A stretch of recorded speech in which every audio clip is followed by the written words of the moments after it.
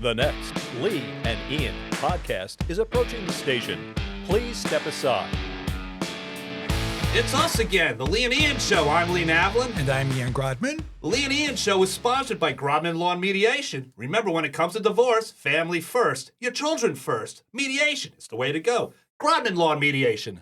Thank you, Lee. Ian, someone was telling me that they have dealt with you as an attorney recently, and they were bragging about how great you were and just talking about the fantastic work you do, how much you care about your clients. And Thank you. That's nice to hear. Yeah, so anyway. Don't say their name. I'm not going to say their name, Okay, but they good. just wanted me to know, because they know we do this podcast That's together, nice. that they highly recommend Grodman Law and Mediation. Well, I'm glad to hear that. Thank you. You're welcome. So, And what did they say about your book?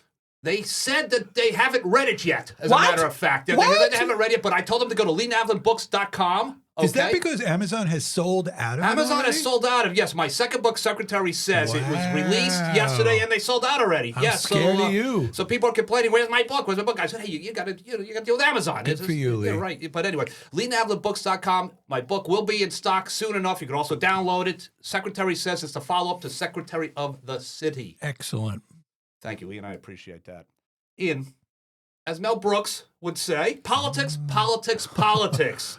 For one, I can honestly say, Ian, that after interviewing just about all these congressional candidates for the 11th District, politics has worn me out just a little bit. Well, you know, a big part of my life is politics, Lee, so Yeah, I just keep going. Yeah, well, you know what? I got to give you credit for that. But Well, I'm going to thank tell you you. something, Ian. I'm guessing that today's guest, well, maybe she's had enough of the politics, too.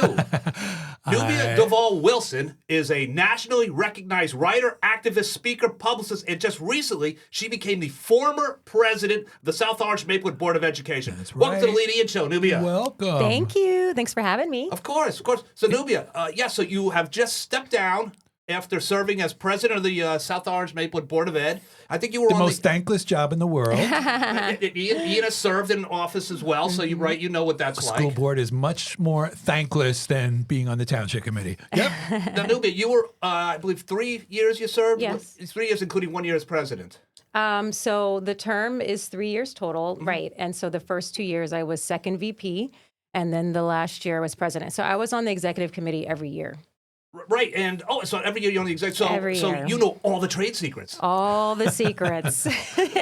Well, how about this? First question to you. I want to talk a little bit about that. I also want to talk about your career as a publicist and your writings. I mean, you've done so much incredible, interesting type As an of work. activist. As an activist, Yeah, too, thank yeah. you. But would you, looking back, are you glad you served on the Board of Ed? Do you look back and say, God, that was a lot of work. This is a tough town. This is a tough area to get things done. Just your thoughts on All of the above. all the above. Yeah, of course. I mean, no, I don't regret it. It was probably one of the craziest things I've ever done. And I've done some pretty crazy things, Yes, yes. like jump on a plane and go to Taiwan and live without a job and not knowing Mandarin, like that was in my 20s. So Yeah. I've done some pretty crazy things, but I'm really proud of being on the board. And I feel like once you experience that, you're part of this like group, this circle, Right. it's just, it stays with you. Now, there was, I think, and Ian and I were talking about this before. When you served as president, especially, there seemed there was a lot of tension years prior. It seemed like all that kind of went away a little bit. And I credit your leadership. I think a lot of people credit your leadership. You were able to kind of lower the temperature a little bit. Yeah. How did you do that? Yeah, I left my ego at the door. Very good. Very good. You think that'd be easy to do. But yeah, a few things. One, I was not trying to create chaos. I was not trying to manipulate residents to get them to vote a certain way for when elections come up in the fall. I wasn't trying to just pander to what maybe people who voted for me wanted me to do. I mean, I really tried to say, what does it mean to be a good leader, to represent this community, and to do it in a way where I'm allowing myself to connect with every board member, see them for their strengths, don't have to love them. We just need to work together. Yeah, I don't need to be your bestie. You don't need to be my bestie. Yeah. Yeah, right. Yeah. Just we have a common goal, and That's it. let's do it let's do it as a team. And let's do it as a team, because at the end of the day, the teachers suffer, the students suffer. And I think that what I learned was pretty sobering, but what I learned in my first year was, even though I was bringing that to the table, not everybody was.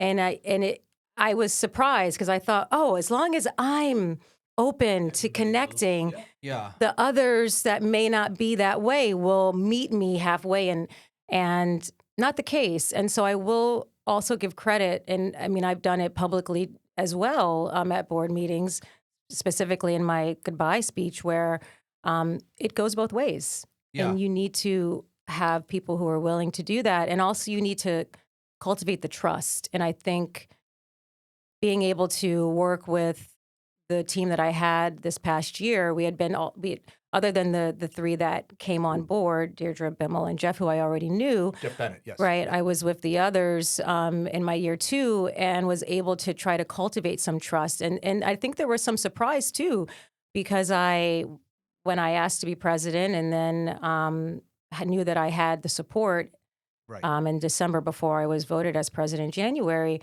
I had set the tone then.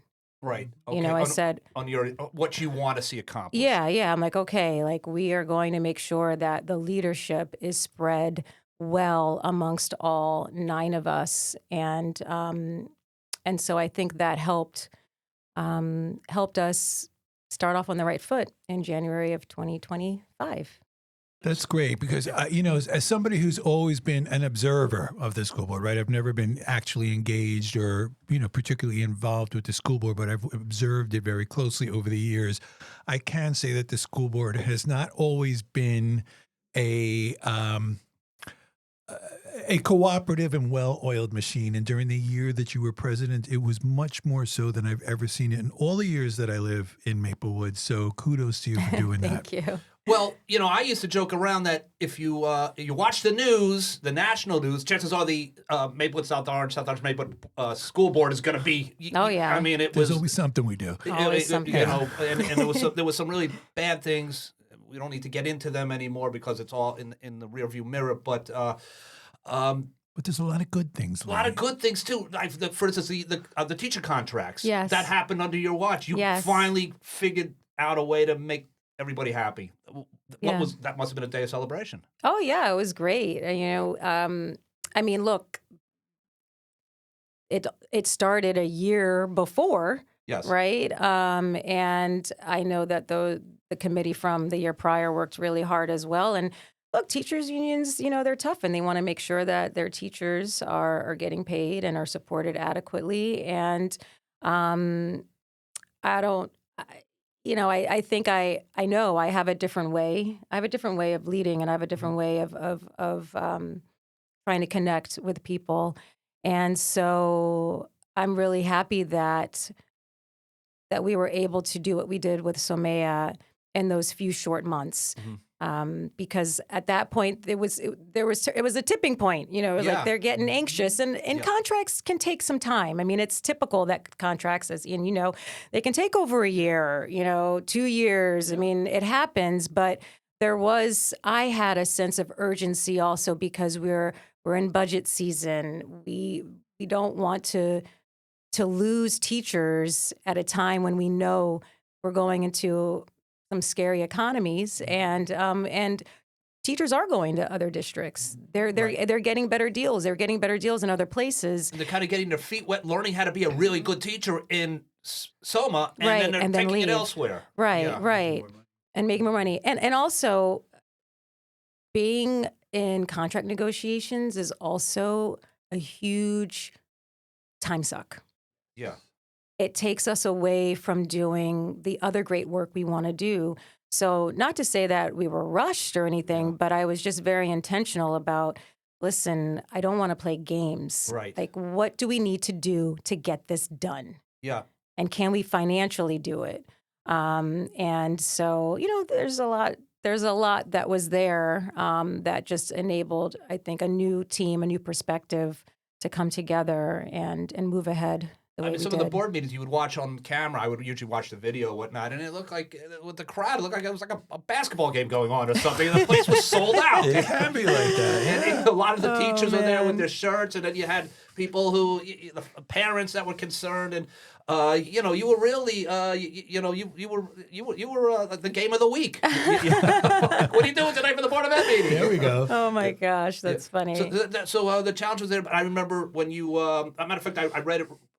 Reading Mary Mann, the great Mary Mann from the Village Green, she had an article about when you were appointed president, and Rocio Lopez, who was the the president Teachers of the Union. teachers union, she congratulations, we got to get a contract done.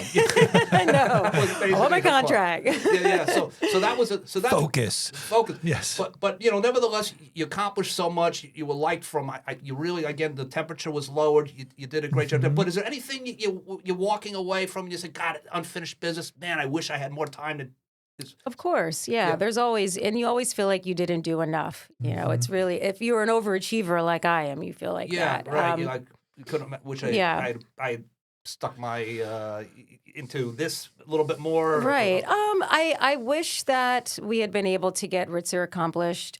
It's really frustrating. That's the field. That's the field. Yeah, turf, it's just like, I feel like it's just Groundhog's Day. It's like, here we go again. Yes. And it's tough because the district really manages long-range facility plan. We have oversight, of course, but it's very complicated. I is. mean, I can't believe how, like, I've learned so much. The current board, like Liz and Will and Deirdre and all of them are taking that knowledge into this year, which is great from a consistency standpoint. But it's challenging because we cannot administer the district. Right.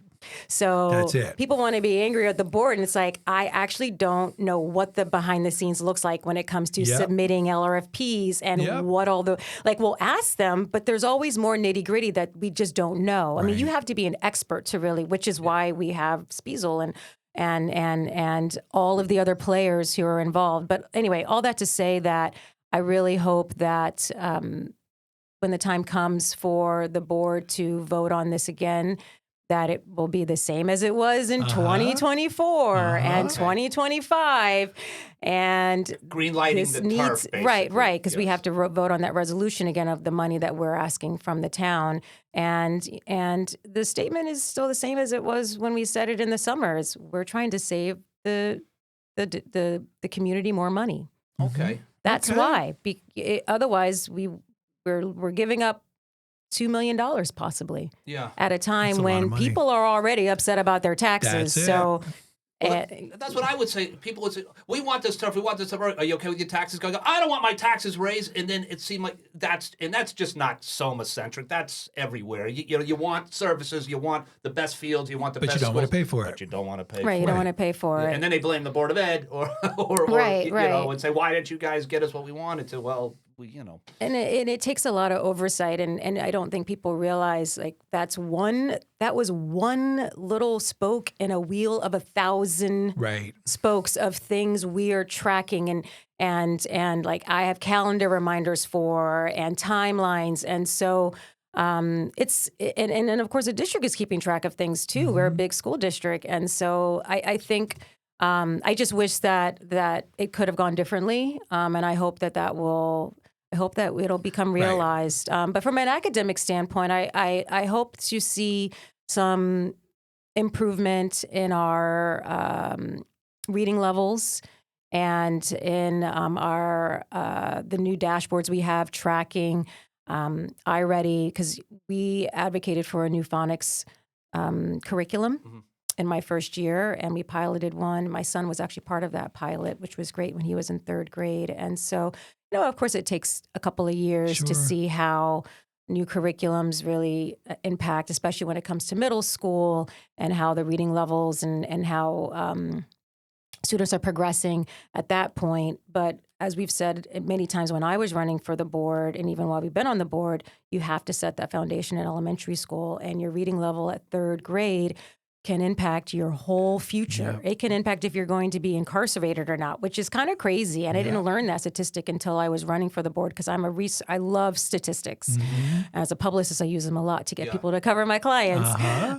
So yes, I hope to see. I will be tracking how that's going, and I hope that the board will continue to have. We've talked about as one of our goals having more touch points about the data in the classroom and not just the state-mandated tests. That's great.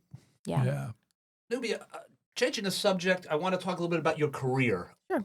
Because what you do is fascinating to me, and that's kind of how we met. Talking about, as a writer, I've written books. I've come to you for advice and outstanding advice. Yeah. I've sold out.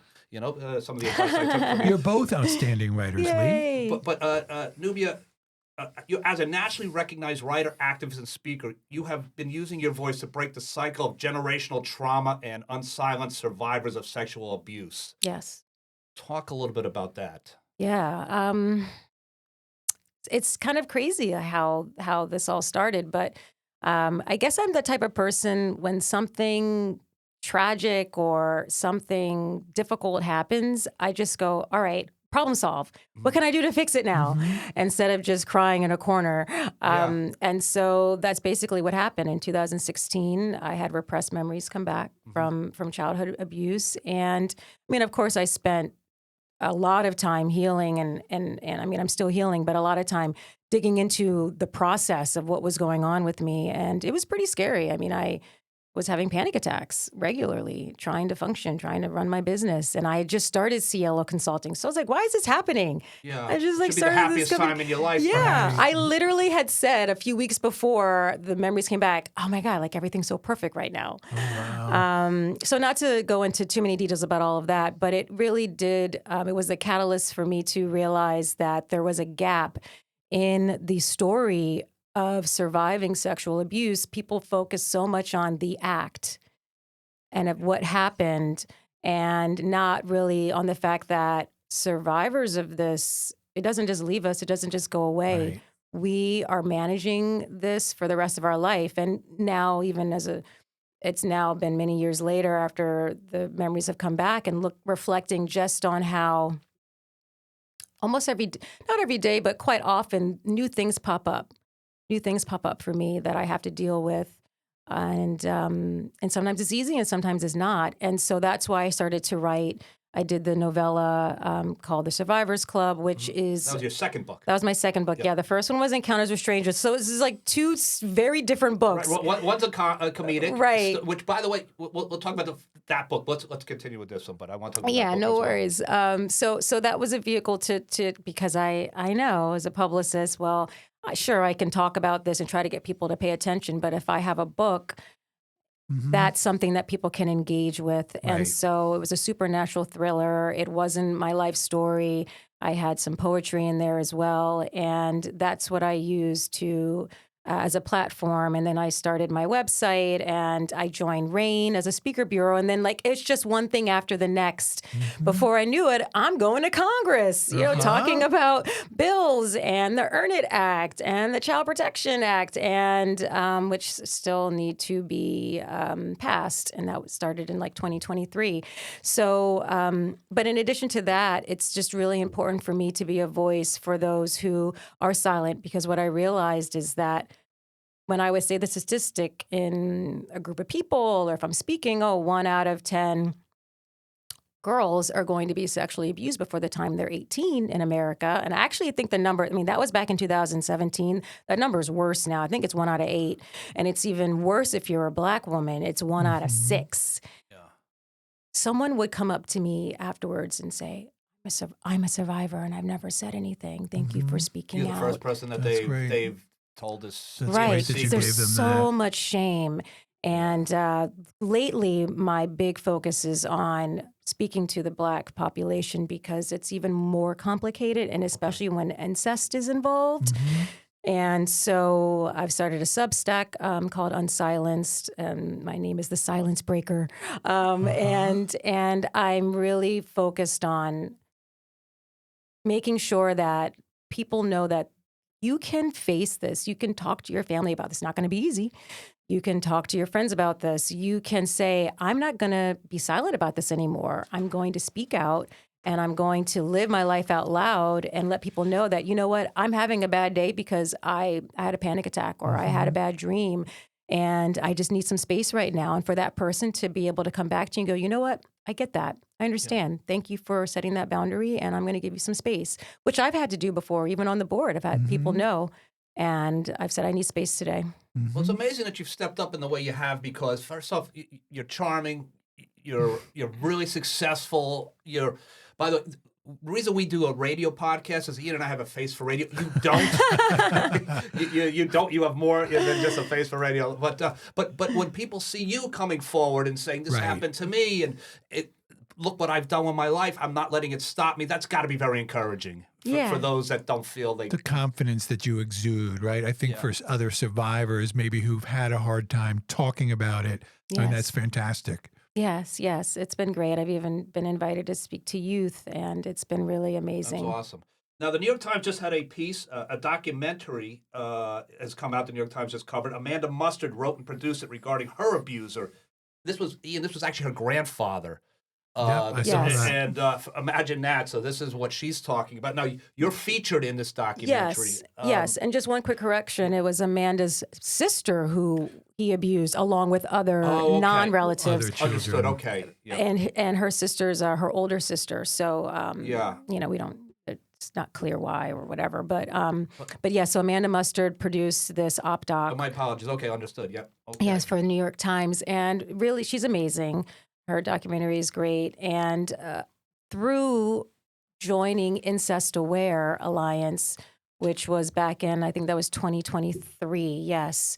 I was in RAIN's first ever forum talk on surviving sexual abuse within the family. And after being in that, I mean, which is just, RAIN is, is a huge national organization for preventing sexual abuse. Is it an acronym, Nubia? Yeah, so it's Rape, Abuse, Incest National Network. Thanks.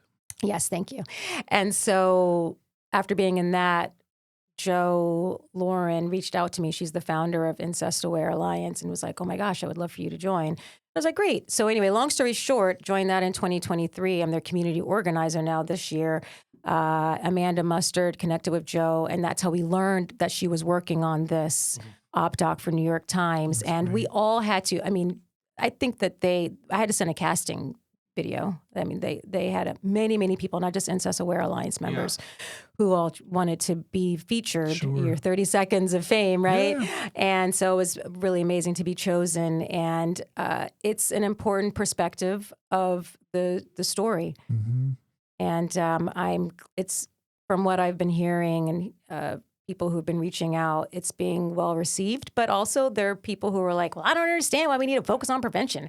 And I don't understand why we need to, help perpetrators. Yeah. Right. So it doesn't happen anymore. Right, exactly. Right. We have to focus on prevention. That's it. And I saw the I guess might call the trailer, and watching it, she says it's a little more complicated when it's someone close to you. Right. Yes. Abuse. A stranger attacks you, whatever, that's horrible enough, but this is somebody, well, can't you just kill him or make him go away or arrest him and put him in prison? It's not so easy when it's a relative or it's a grandfather, it's a sister or a brother or whatnot. Right. And everyone in this op-doc was someone that survived incest abuse. Mm-hmm. Right. And so for me, my brother, and let me just go kill my brother now. But that doesn't seem to be a solution that's going to... It's not as simple as that. No. And not everybody in the family is going to believe, too. I mean, there's that in families. Come on, you're jealous of your brother. You're jealous of your father. That happens, because you like your sister. I mean, I'm just saying, I don't know if that's specific, but that's... It can tear families apart. It can make people choose sides. And what I have always said is... You can say that someone is the nicest, sweetest person when you're around them, but you're not with that person 24/7. No. Unless you're with them 24/7, unless you are them, you don't know what they're capable of. Yeah. We're not all perfect, and we make mistakes too. There are some stories of survivors of sibling sexual abuse where their kids, they didn't really know what they were doing. Yeah. But it happened maybe a couple of times, and then you get older and you're like, wait a second, something's off here. What's going on? And so that's why talking about this to your children and within the family and saying, letting your siblings know about boundaries. Right. Shouldn't touch your brother, you shouldn't let anyone touch you in your private parts, but especially your siblings, right? Yeah. What that means, we're so focused on don't let your neighbor touch you or the person down the street, when most sexual abuse cases happen with someone that Right. when you're a child, Right. right? Someone that has easy access to you. Well, that's what I watched the documentary today, and that's what was very compelling to me, was that, the focus on prevention and education, right? And it is so that, we don't want this to happen in our society. And I mean, it's amazing that you're doing it. Thank you. Well, I will say that I think the problem is that there are people who do want it to happen in our society, and that's the problem. That is hence why we can't get certain bills passed. Yeah, that's true. It's ridiculous.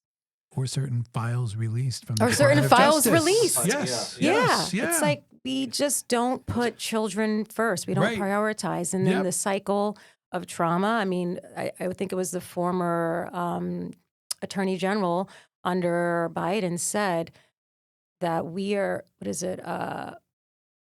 trauma. Public trauma, just in general, is a public health crisis right now for people because of PTSD from COVID, from just so many things, right? But what are we doing about it? Right. Not a whole hell of a lot. Not a whole lot. Yep. Now, we're talking some, obviously some tough stuff right Yeah, now. so heavy. But I will say this: when you are talking to Nubia off air, is a lot of laughing and there's a lot of giggling. true. Because this is a very funny woman. I love New York-centric writings, tales. My books are about New York. Now, you've written humor, Encounters with Strangers, Yeah. which is drop dead hilarious, and how you came about writing this type of material. Can you talk about that? Because I It's love a good this. story. Yeah, I love Encounters with Strangers. So I started a blog with that name in 2006 when I moved back to New York after living in Taiwan. So and you grew up where? You grew up? I grew up in Maryland. Okay, grew up in Maryland, and then you were overseas. I grew up in Maryland, went to college, went to Barnard College. Barnard, Yeah, can't see him right. laying up. Raise the roof. And then, so I spent a lot of time in New York before I wrote this blog. And then I left New York, went to Taiwan for 2 years, and then came How did you back. end up going to Taiwan? I wanted to learn Mandarin. I thought I would be like an international correspondent or some type of reporter. Yeah. I spoke Spanish. I spoke French, not very well, but good enough. And I said, I'll learn Mandarin and I'll just go live there for 2 years. right, My yeah. parents were like, what? Where are you going? So when I came back, I yearned to write more. And I always just love humor. It just, I always see the humorous side of things. And I'm an observer as well. And so, and my friends, to your point, Lee, about my bubbly personality. So I noticed that in New York, people just were attracted to me. And I don't mean physically attracted. I mean, just they would gravitate to me and want to chat with me. And I realized, I think it's because I always look people in the eye. Okay. And and I'll smile, and then I go, oh no, why'd I do that? Now this person's gonna come to me. So Encounters with Strangers was all about the crazy things that I observed, the people coming up to me, saying things to me, and it was just fun. I mean, I look back and I really miss that. I don't have that as much now. We're all in our cars. Yeah. We're honking at each different other. in the suburbs, It's different, Yeah. but just some of the things. I said, I have to keep track of this. And literally once a week, something crazy happens to you in New York, Yeah. And so every week I was updating it. And then in 2012, I think I don't remember how it happened, but I just remember I was walking across the street, going to my office in Manhattan, and I was like, I'm 30 years old and I've done nothing with my life. Yeah. You're having one of those panic attack moments where Yeah. Oh, I think well, that's what it was. I was 31. I was 31 because I was pregnant with Ella, and I was like, I've got to publish a book. I got to publish a book. I haven't published a book. My baby's coming. I'm not going to have time. So literally I self-published it. I based it off of the blog, and then I added in other stories of, like, you wouldn't believe some of the crazy stories in Taipei walking around, people chasing me down the street, asking me, teach them basketball because they see I'm black or they thought I was You're Indian. black from America. Yeah. Some people, they thought I was from India. I'm like, I'm not from India. I'm American. I'm black. They're like, oh, teach me basketball. Can you teach me how to rap? I'm like, no, I can't. Right. These crazy. I had a. Do you know Michael Jordan? I know. I'm like, I wish I did. I had a student named Parasite. I mean, you just can't make this stuff up, And so I finished. I literally pressed publish a week before my daughter was born in 2013. That's when it was. Yeah.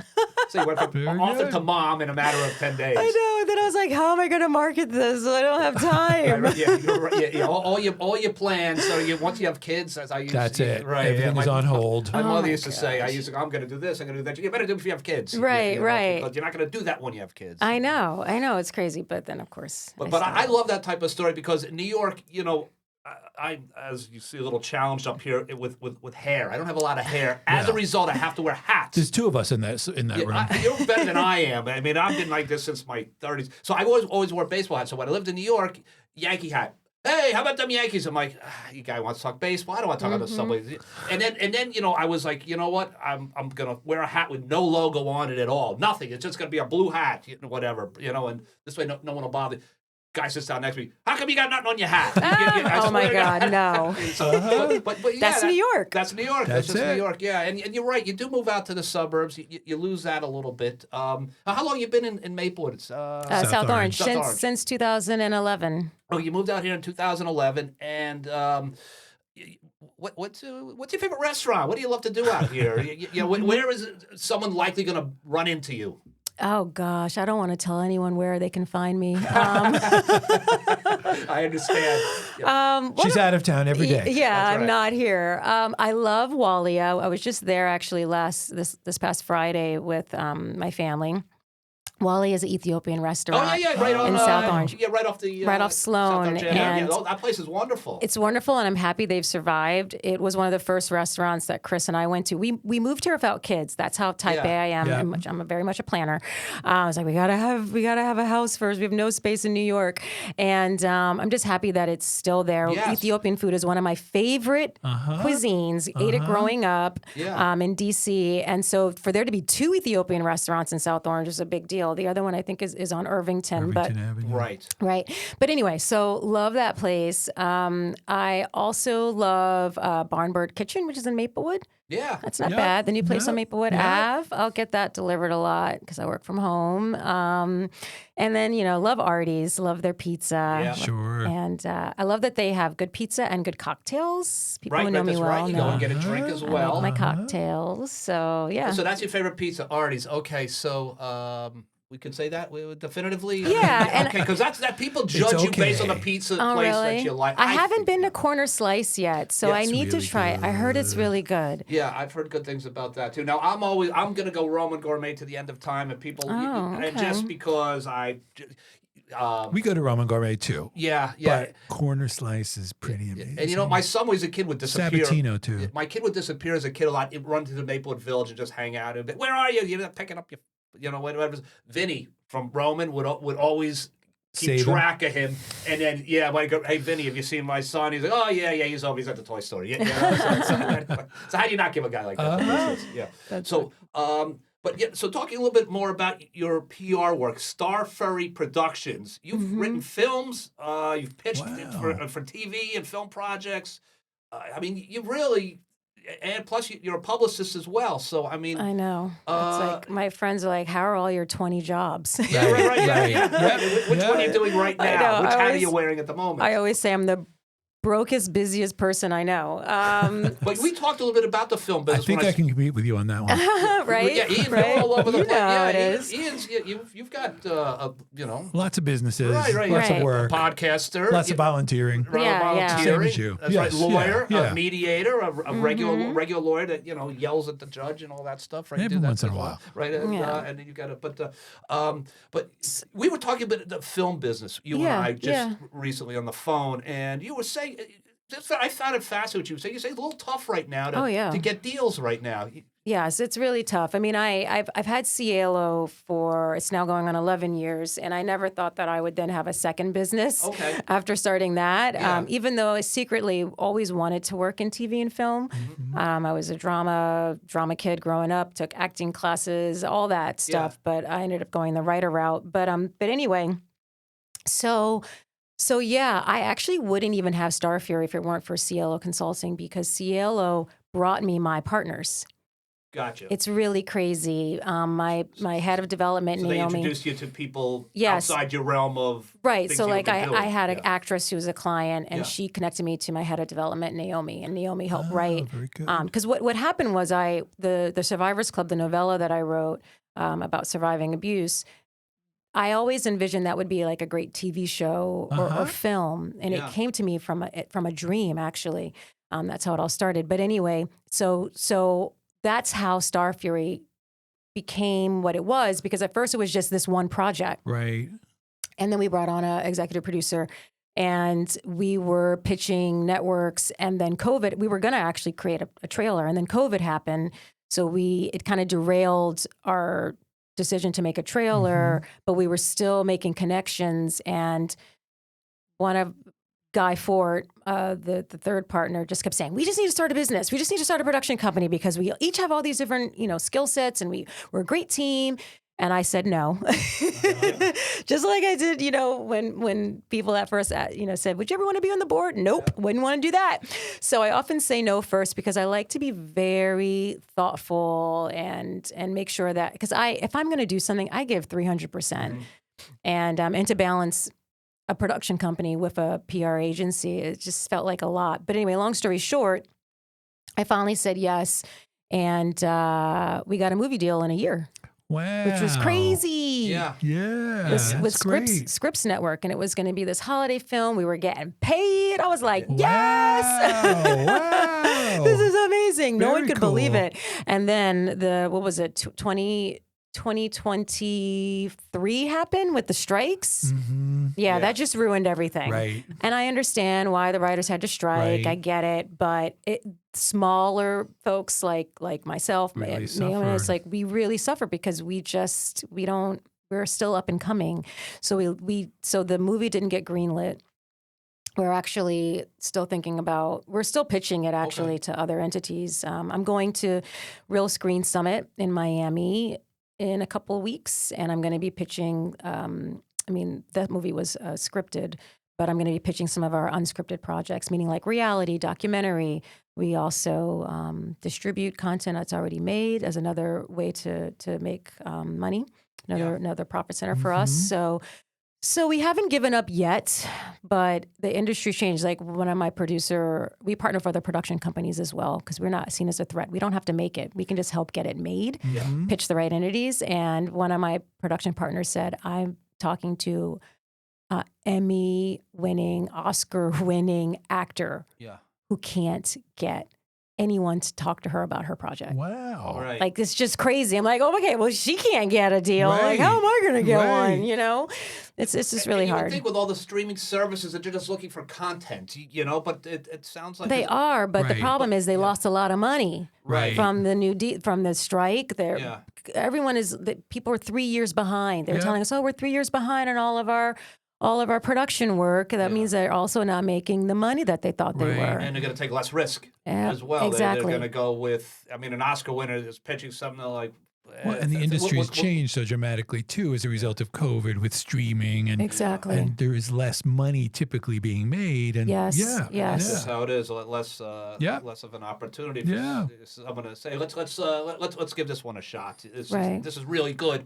Just it's not a proven commodity yet. Did you know that Lee had a web series? Did you tell me that? I probably did. Maybe you did. Yeah.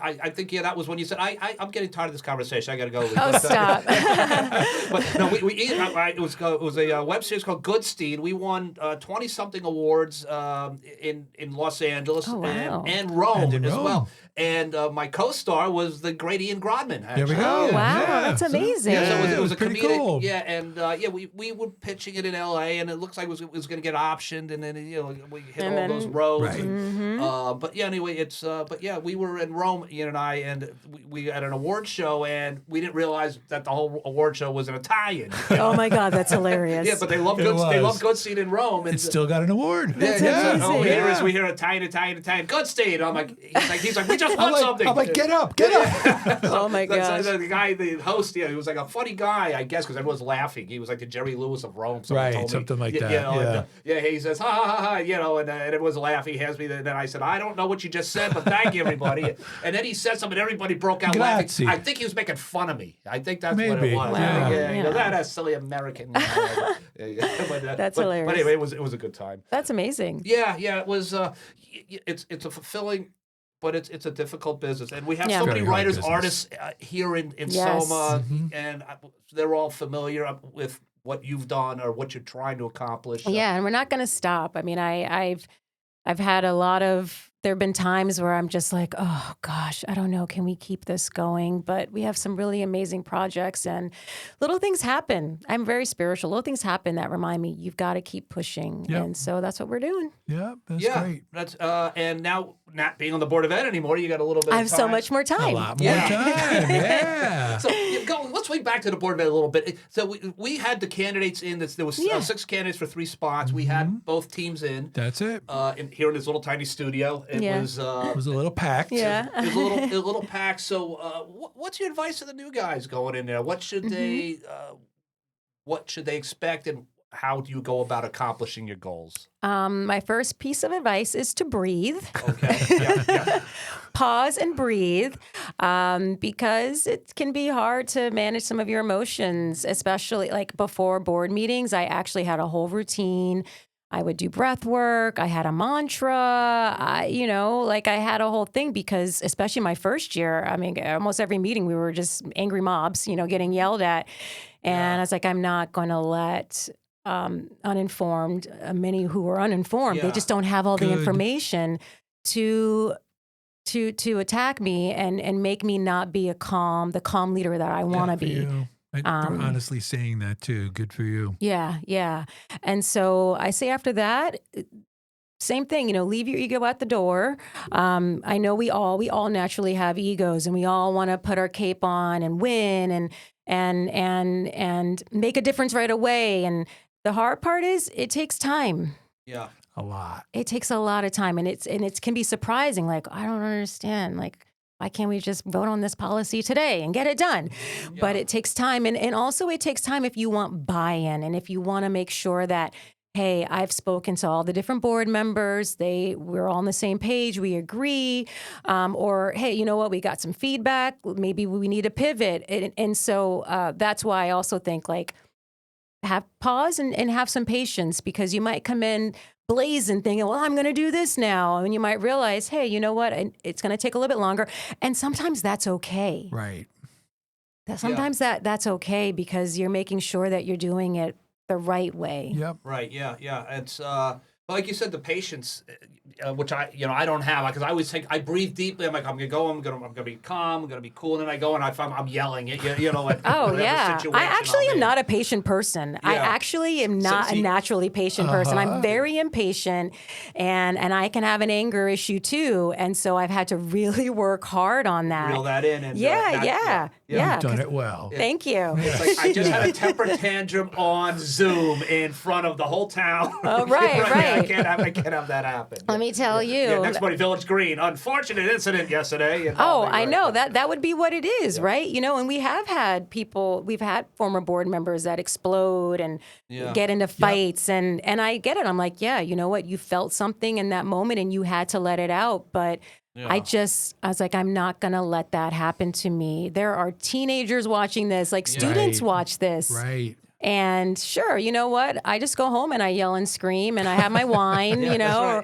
go to the gate, and you feel better. Have a shot of tequila and let it all out there.